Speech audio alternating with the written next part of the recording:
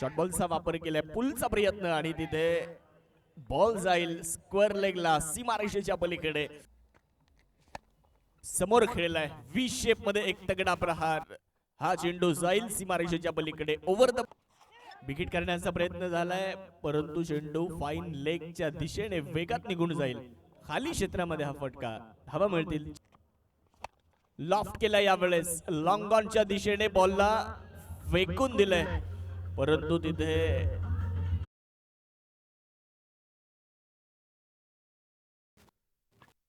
ओहो लॉफ्ट केला याही वेळेस आक्रमण मुन्ना शेख यांचं.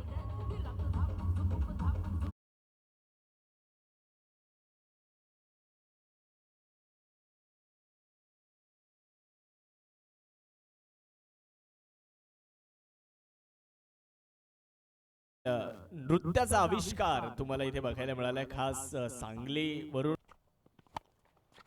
यावेळेचा बॉल जर आपण पाहिला तर आडव्या बॅटने क्रॉस बॅटेड फटका खेळलाय. तिथे क्षेत्ररक्षण आपण जर पाहिलं तर थोडस खराब होतंय गाबने.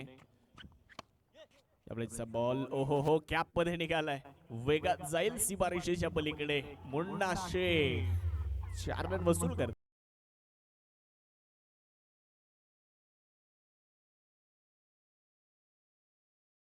धावसंख्या वाढली आहे 64 धावा.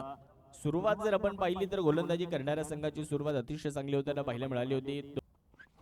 ओहो याही वेळेस बॉलला उडवलंय आणि पाठवलंय मिड विकेट सीमारेषेच्या पलीकडे. मुन्ना शेख